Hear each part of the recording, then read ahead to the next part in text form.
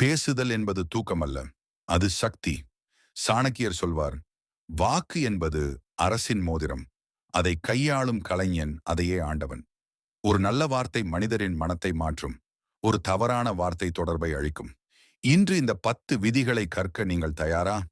இதை முழுமையாக கேட்டு உடனே ஒரு விதியை இன்றே பயிற்சி செய்யுங்கள். விதி 1.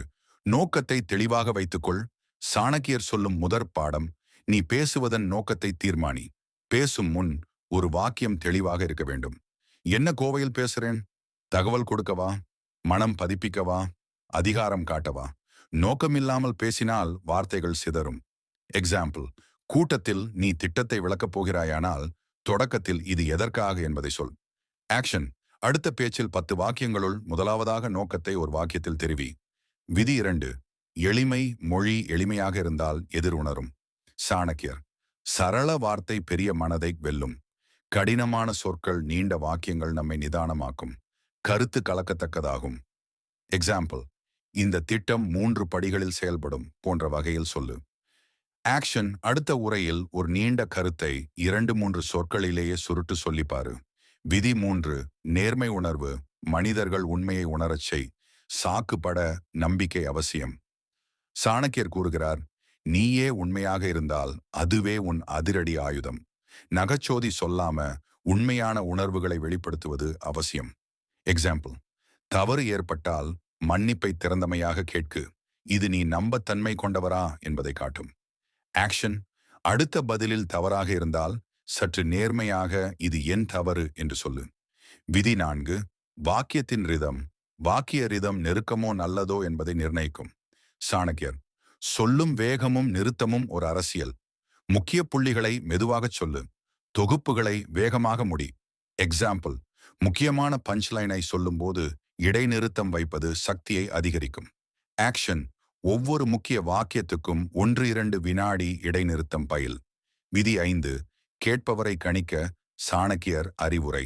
அவர் யார் என்பதை அறிந்தால் அவர் மனதை வெல்ல முடியும்.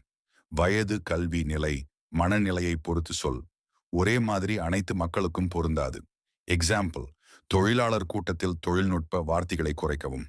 மேலாண்மை கூட்டத்தில் டேட்டா காட்டவும். ஆக்ஷன், அடுத்த உரைக்கு பிஃபோர் ஸ்டார்ட் 30 வினாடி கொண்டு ஆடியன்ஸ் பற்றி கொஞ்சம் நினையவும். விதி 6. கேட்பவரை ஈடுபடுத்து. நடனமில்லாமல் பேசுவோர் குறைந்த நினைவுடன் முடிவடைவார்கள். சாணக்கியர், தன்னுடைய கேள்வியை எழுப்பும் தலைவன் தான் அவர்கள் மனதில் நிற்கிறான். கேள்வி கேள். சுருக்கமான போல்ஸ், உங்களுடைய கருத்து போன்றவை பயன்படுத்து. எக்ஸாம்பிள், இங்கே யாருக்கு தெரியும் என்று கேட்டால் கவனம் இறங்கும். ஆக்ஷன், நொடிக்கு ஒரு கேள்வி கேட்டு பாஸ் கொடு. 10 வினாடியில் 2 பேர் பதிலளித்தால் உனக்கு அதுவே கருத்து. விதி 7. கதை சொல்லல். சாணக்கியரின் பேச்சு எப்படி நினைவில் நிற்கிறது? கதை. சாணக்கியர், மனிதனின் மனம் கதையை நேசிக்கிறது, எண்ணங்களை அல்ல. ஒரு சிறு உதாரணம் அல்லது வாழ்க்கை அனுபவம் வைக்க, அதனாலே கருத்து நிதானமாயிருக்கும். எக்ஸாம்பிள், உன் காம்பனி செய்து வெற்றி பெற்ற ஒரு சிறு சம்பவத்தை சுருக்கி பேசு. ஆக்ஷன், அடுத்த உரையில் ஒரு 60-90 வாக்கிய கதையை சேர்க்கு. ஆரம்பம், சிக்கல், தீர்வு. விதி 8. சொற்களின் கவனம். சாணக்கியர், சகரம் குறைவான வார்த்தை அதிக வலிமை தரும். சில சொற்களை மாத்திரமே பயன்படுத்தி பஞ்ச் கொடுக்க. மேலும் சைலன்ஸ், அடைப்புகள், உன் வாக்கை நிறுத்தி சாலும். எக்ஸாம்பிள், இது வாழ்க்கை மாற்றும் முடிவு. இதில் முடிவு என்றால் பஞ்ச். ஆக்ஷன், 5 வார்த்தைகளுள் ஒன்றை பஞ்ச் வேர்ட் என குறி. அதற்கு முன்பு மற்றும் பின்பு ஒரு வினாடி இடைநிறுத்து. விதி 9.